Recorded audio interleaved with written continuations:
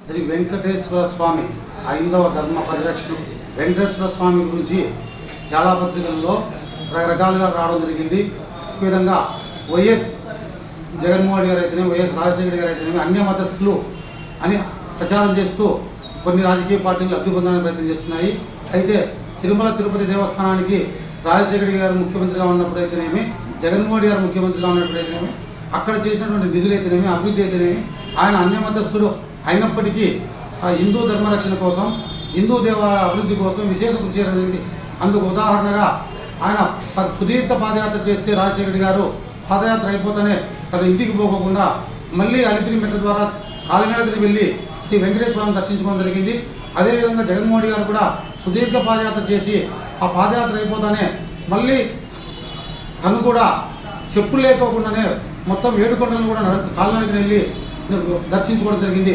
అయితే సీఎం అయిన తర్వాత జగన్మోహన్ గారు మొట్టమొదట మాడవీధుల్లో జగన్మోహన్ గారు రాజశేఖర గారు మాడవీధుల్లో పాదరక్షకులతో ఎవరూ తిరగరాదని చెప్పి జీవో తెచ్చిందే ఒక రాజశేఖర రెడ్డి, జగన్మోహన్ గారు మాత్రమే.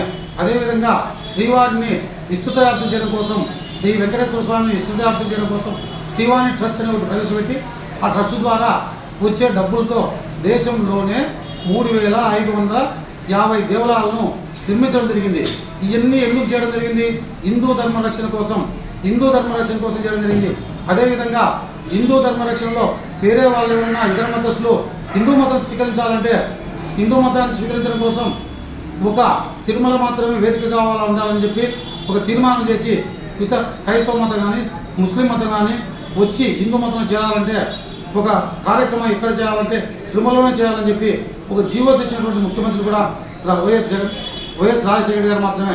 అదేవిధంగా జగన్మోహన్ గారు అదేవిధంగా కాలినడకన చెప్పులు లేకుండా నడుచుకుంటూ పోతుంటే అలిపిరి నుంచి ఎప్పుడో 30 సంవత్సరాల నాడు వేసినటువంటి భక్తులకు పైకప్పును తిరిగి 30 కోట్ల రూపాయలతో నిర్మించడం జరిగింది ఒక జగన్మోహన్ గారి హయాంలోనే.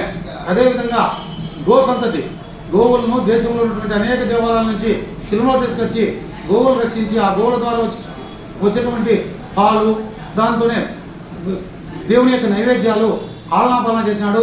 అదేవిధంగా దేవునికి సమర్పించినటువంటి పూలు, దేవునికి సమర్పించిన పూల విషయాల్లో కూడా ఆ దేవుని యొక్క పూలను ఎక్కడంటే అక్కడ పారేయకుండా ఆ పూలతోనే అగరబత్తీలు తయారు చేసి మళ్ళీ భక్తులకు చేసి భక్తులు తీసుకొచ్చుకొని ఇళ్లలో పెట్టుకొని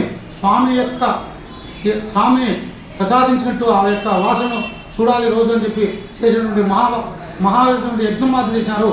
అదేవిధంగా తిరుమలలో పనిచేస్తున్నటువంటి ఉద్యోగులకు కూడా స్థలాలు ఇవ్వైతేనేవి, ఉద్యోగాలు ఇవ్వైతేనే వాళ్ళ యొక్క కుటుంబంలో చనిపోతే 90 రోజులకే ఉద్యోగాలు ఇచ్చినటువంటి చరిత్ర ఒక వైఎస్ జగన్మోహన్ రెడ్డి, రాజశేఖర గారు మాత్రమే.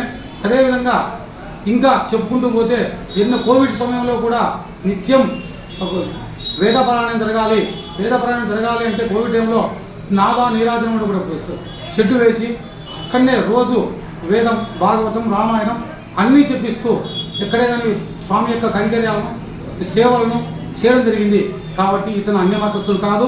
అన్యమతస్థులు అయినప్పటికీ ఈ హిందూ ధర్మరక్షణ కోసం అదేవిధంగా దేశంలో ఉన్నటువంటి అనేకమైనటువంటి పీఠాధిపతులు అయితేనేమి, వేద పండితులను అందరినీ తీసుకొచ్చి ఒక చోట చేర్చి ఏ విధంగా హిందూ మతాన్ని పరిరక్షించాలి, దానికి మీరు సూచనలు ఇవ్వండి, సలహాలు ఇవ్వండి, దానికి ఒక కమిటీ వేసి దేశవ్యాప్తంగా ప్రచారం చేసినటువంటి ఒక వ్యక్తులు ఎవరైనా ఉన్నారంటే అది వైఎస్ఆర్ కుటుంబ సభ్యులు మాత్రమే. కాబట్టి వీళ్ళు